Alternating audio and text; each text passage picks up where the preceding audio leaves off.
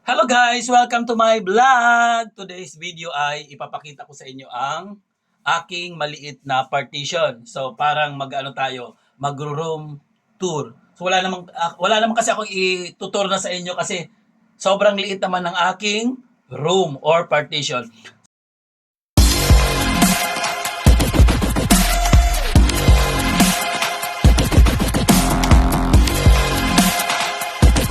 So dito sa UAE, tinatawag namin dito na partition. So kumbaga sa Pilipinas maliit na room, 'di ba? So pag tiningnan mo sa labas para kang nasa akala mo yayamanin, 'di ba? Kasi flat, 'di ba? Flat building. Sa Pilipinas condo. Condo daw, pero pag dito kami sa loob ng aming partition, squatter po kami rito. Ayan. Oh So, my pasensya na po God. kasi dito talaga sa amin, so depende na lang kung magfi-feeling mayaman din kayo or kung gusto nyo, di ba, mas maganda rin ang matitirhan nyo, so mag-spend kayo. Wala namang problema. So ang atin lang dito is kailangan natin magtipid. Kailangan natin dito is may matulugan. At the same time, yung okay naman, hindi naman ganun kalit ng bonggang-bongga, hindi naman ganun kalaking bonggang-bongga na ganun din kalaki ang presyo. Dahil malulula tayo sa presyo dito.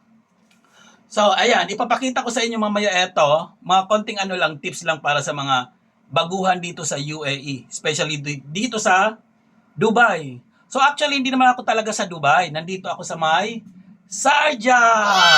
Ayan, hindi lang kasi masyadong kilala yung Sharjah, kaya dinudubay na lang natin. Pero actually, nasa Sharjah ako. So, isa itong Emirates ng UAE. So, mas kilala kasi mas bongga sa Pilipinas ang Dubai. So ayan, etong kaliit-liit na to na partition na to.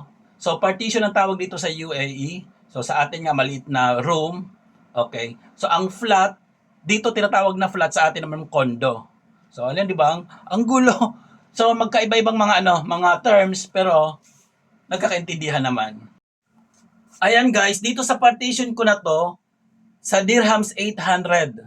So 800. So yung iba nagbibigay pa na mas malaki dito, 900 dirhams. So para dito sa akin, ito ay 800 dirhams. So sa peso, ito umaabot ng 12,800. So depende sa palitan Oh kasi ngayon is my 15. So God. sabihin natin 15 something on. So nag-ano siya, nagre-range siya ng 12,800 to 12,000. Imagine 12,800. Isang malaking ano na yun sa atin, kumbaga nagre-rent ka na sa sa Camellia, parang ganon. Talagang nag-ano pa ng pangalan ng Camellia, no? Kasi sa Pilipinas, mayroon kasi akong Camellia. Charot! Mayroon akong house and lot doon sa Camellia. So nagpapaupa ako doon ng, ayun nga, parang 15,000 pero house and lot. Kumbaga, talagang bonggang-bongga kasi ilang rooms din yun eh. So may parking ka pa. So hindi man ganun kalaki ang parking, makakapasok yung sasakyan. Samantala dito, ano makakapasok? Yung katawan mo lang. So doon talagang bahay talaga, as in bahay. Ito kasi talagang partition, yung isang room pinaghati-hati lang. So ito nga ginawa, hati tatlo. So ipapakita ko rin sa inyo mamaya. Kaya alam nyo yung, bibigyan ko na lang kayo ng tips kung paano nyo pagkakasyahin yung mga gamit nyo sa maliit na partition. Kasi sa partition din dito, mayroon ding sobrang liit. Kung titipirin mo talaga sa sarili mo, mayroon naman mga 600, sobrang liit. Ang problema, di ka na makakilos talaga, para ka na lang nasa para ka na ng bed space. So, yun nga, sabi nga nila, kailangan naman natin i-pamper yung sarili natin kahit man lang sa paraan ng sa accommodation or kaya sa ating tirahan. Mag-spend tayo kung talagang gusto natin ng mas, 'di ba? Mas bongga or mas feeling comfortable tayo. Kaya ganoon na nangyayari dito. Magkano lang naman ang sahod? Tapos paano kung ang sahod mo is nasa magkano lang, sabihin natin 2,000. Tapos ang bahay mo is 800. Magpapadala ka pa sa Pilipinas, magkano na lang matitira? Wala nang savings dai. So ayun, eto na. Ipapakita ko na sa inyo ang aking maliit na partition. So kung paano ko pinagkasya-kasya. Actually hindi na to maliit eh, mas bongga to sa akin. So tara na. Pasilip na natin. So ayan, pasok na tayo. Ito yung aming room. So ang ganda 'di ba? Kasi talagang bongga yung pintuan. So yung handle niya ang ganda 'di ba? So ayan. Ngayon pagpasok namin sa room, ito na ang ating mabubungaran. So ito na yung tinatawag na mga partition. So parang nasa Pilipinas lang 'di ba? So ayan. So ginawan lang siya ng tatlong maliliit na room. So isa, dalawa, tatlo. So ganyan. Ganyan ang tinatawag na partition dito. Ito kasi ang tawag nila rito partition. So partition room pero yun nga maliliit.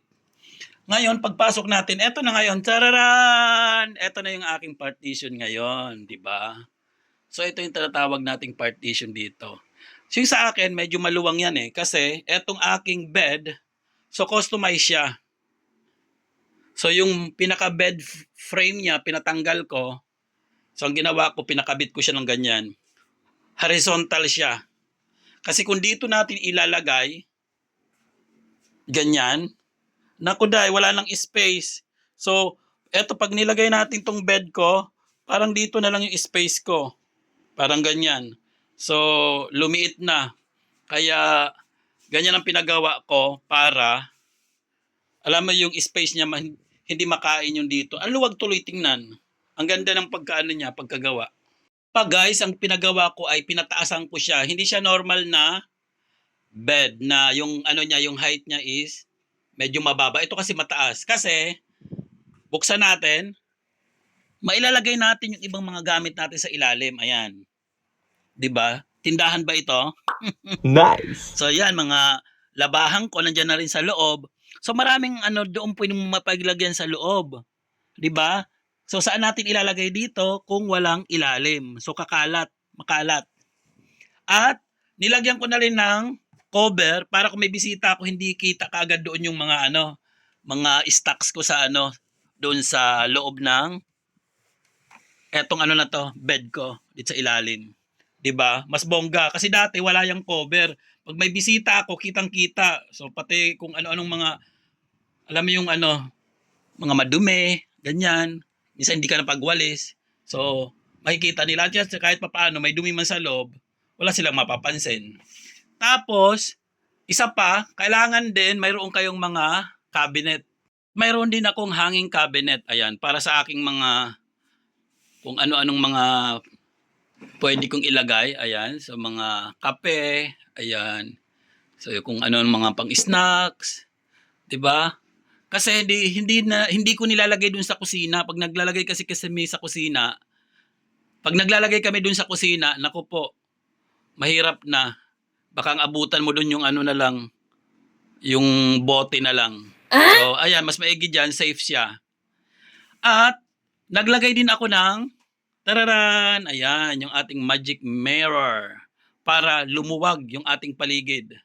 Diba yan nga kasabihan nila, para gusto mong lumuwag, lumaki ang inyong space, maglagay ka ng mirror on the wall. So ito naman yung aking mga hanging wall shelves. O di ba? Bongga. Malinis siyang tingnan, so pwede mong ilagay yung mga ayan, tulad yung mga perfume, mga lotion. So ayan, na-tour ko na kayo sa maliit kong partition. At dito naman talaga, kung kumikita ka naman talaga ng bongga, so hindi naman yung iba, yung mga malalaki talaga mga sahod tulad mga engineers, mga nurses, malalaki kasi ang sahod dito, maabot sila minsan ng pinakamababa sa kanila, 5 pataas. So ayun, kumukuha sila ng studio flat. So yung isa lang sila, minsan naman kumukuha din sila ng flat. So isa naman sa kanila yung kwarto, so pinapaupahan nila. So parang ako dito ngayon, so pinapaupahan ko itong flat na to, pero nandito ako sa partition kasi nga nagtitipid ako. So hindi naman kasi ganun kalakihan ng sahod. So, ayun lang, isang magandang tips yan sa mga baguhan dito kahit nang sa mga luma. So ang mga luma rito kaya hindi nakakatipid dahil nga bongga. Ganun sila. So kukuha ng isang room. Syempre sabi nga nila, bakit ko titiisin ang sarili ko? Bakit ko pahirapan ang sarili ko? Ako ang kumakayo dito. Why not? 'Di ba? Igalang natin. Ano nila yan prinsipyo nila yan. So, ako naman kasi is iba rin ang prinsipyo ko. As long as may natitirhan ako, as long as nakakapahilata naman ako, may space naman akong konti, okay na ako. Kasi hindi naman ako araw-araw din sa bahay. So, yun lang po. Salamat sa panonood. Sana may natutunan kayo, lalo na sa mga OFW dyan, na mga baguhan pa lang. Isang magandang tips para sa inyo yan. Maraming salamat. Paalam!